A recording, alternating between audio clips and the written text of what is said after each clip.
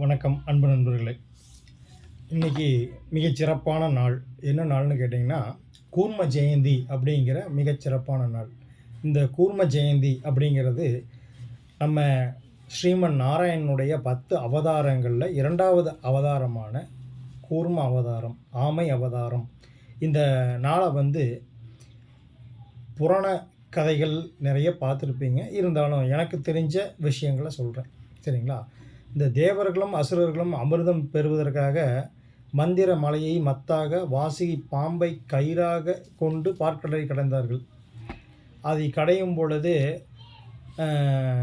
கீழே ஆதாரம் இல்லாமல் எந்த ஒரு, ஏன்னா அந்த மலையை கொஞ்சம் தாங்கி பிடிக்கிற மாதிரி ஏதாவது வேணும் அப்படிங்கிற மாதிரி இருக்கும் பொழுது அந்த மந்திர மலையை கடலுக்குள் முழுக தொடங்கியிருக்குது.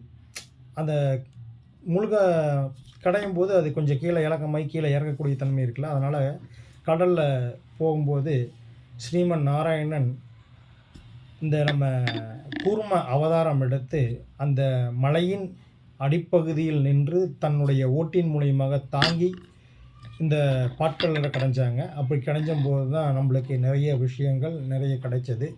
அதன் மூலியமாக தான் அந்த ராகு கேதுவே கிடைச்சாங்க, இந்த கிரகத்தில் அடைபட்டாங்க அப்படிங்கிறதெல்லாம் நிறைய புராணங்கள் கேள்விப்பட்டிருப்பீங்க. இந்த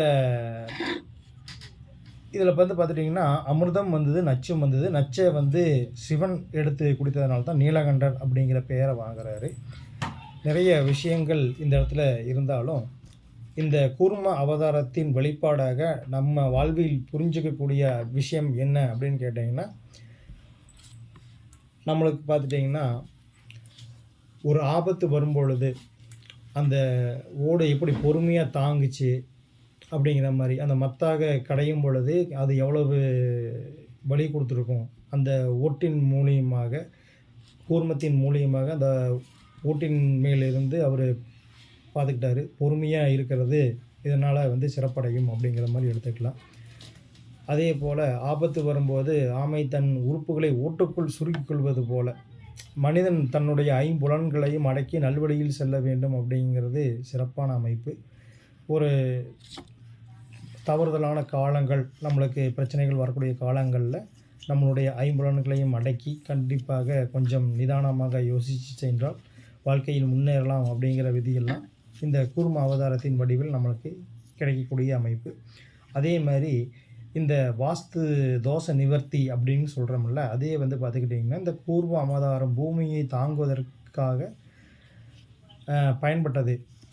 ஏன்னா இந்த பூமியில் தான் இது முழுகும்போது தாங்கி பிடித்தார் நமது நாராயணன் கூர்மா வடிவத்தில். அதன் மூலியமாக இந்த இடத்துல அந்த பூமிக்கு உண்டான தோஷங்கள் ஏதாவது இருந்ததுன்னா அதை நிவர்த்தி செஞ்சுக்கக்கூடிய அமைப்பு இந்த காலங்களில் செய்யலாம். நீங்கள் இதே போல் இந்த நாளில் கூர்ம வடிவத்தில் பார்க்குறது, ஆமைகளை பார்ப்பது, அவரை ஸ்ரீமன் நாராயணன் போல் வழிபடுவது, மேலும் கோவிலுக்கு சென்று அந்த மாதிரி கோவில் பார்த்துக்கிட்டிங்கன்னா நம்ம ஊரில் எல்லாம் கிடையாது. ஆந்திராவில் மட்டும் ஒரே ஒரு இடத்துல மட்டும்தான் அந்த கோயில் இருக்குது. அது பார்த்துட்டிங்கன்னா கூர்மஸ்தலம் அப்படிங்கிற பெயர் கொண்டே அழைக்கப்படுகிறது. உலகிலேயே மிகவும் புகழ்பெற்ற தனி கோயில் அதுதான். வேறு எங்கேயுமே அந்த கோயில் கிடையாது. அங்கே எல்லோரும் இன்றைக்கி போக முடியாது. இருந்தாலும் அந்த நாராயணனை அந்த ரூபத்தின் மூலியமாக வழிபடுவது சிறப்பாக இருக்கும். மேலும் விஷ்ணு சஹஸ்ர நாமம் படிப்பது, கூர்ம ஸ்தோத்திரங்கள் அதையெல்லாம் கேட்பது. இன்றைக்கி தான் யூடியூப்பில் நிறையா இந்த ஸ்தோத்திரங்கள் இதெல்லாமே வருது. அதையெல்லாம் பயன்படுத்திக்கிறது நல்லாயிருக்கும் அப்படின்னு சொல்லிக்கிறேன். அனைத்து நண்பர்களுக்கும் நன்றிகளும் வணக்கங்களும். இதை பயன்படுத்துங்க, வாழ்வில் முன்னேற்றம் காணுங்கள். நன்றி.